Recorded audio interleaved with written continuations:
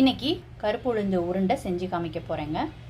1 cup கருப்பு உளுந்து சேர்த்துக்கிறேங்க. இப்போ கருப்பு உளுந்தை ரோஸ்ட் பண்ணி எடுத்துக்கலாங்க. இதை ஒரு பிளேட்டுக்கு மாற்றிக்கலாங்க. அடுத்து சிகப்பரிசி 1/4 கப் சேர்த்துக்கிறேங்க. சிகப்பரிசி பொரிய ஆரம்பிச்சிருச்சுங்க. இது வறுபட்டது போதும். இதை உளுந்திருக்க பிளேட்டுக்கு மாற்றிக்கலாம். அடுத்து பாசிப்பருப்பு 1/4 கப் சேர்த்துக்கிறேங்க. இப்போ இது பிளேட்டுக்கு மாற்றிக்கலாம். அடுத்து 1/4 கப் எள்ளு சேர்த்துக்கிறேங்க. இப்போ அடுப்பை ஸ்விட்ச் ஆஃப் பண்ணிட்டு தவால உள்ள ஹீட்லேயே ரோஸ்ட் பண்ணிக்கோங்க.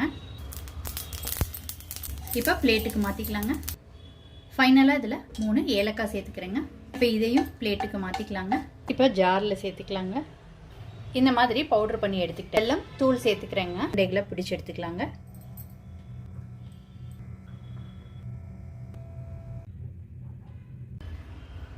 செகண்ட் ரெசிபியும் எடுத்துருக்கிறேங்க. இதை பேன்ல சேர்த்துக்கிறேன். பிளேட்டுக்கு மாற்றிக்கலாம்.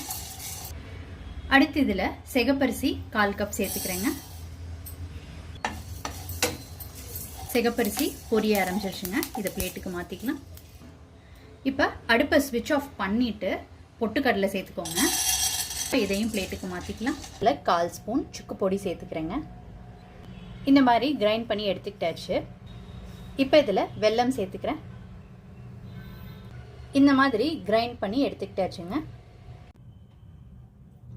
தேவையான அளவு மாவு எடுத்துக்கிட்ட பிறகு இப்போ இந்த மாவில் நல்லெண்ணெய் சேர்த்துக்கலாங்க. நல்லெண்ணெய் சூடு பண்ணியிருக்கணுங்க. மிதமான சூடில் சூடு பண்ணி எடுத்து வச்சிருக்கிறேன். இந்த மாவோட தேவையான அளவு நல்லெண்ணெய் சேர்த்துக்கலாம். உதுத்து எடுத்துக்கலாம்.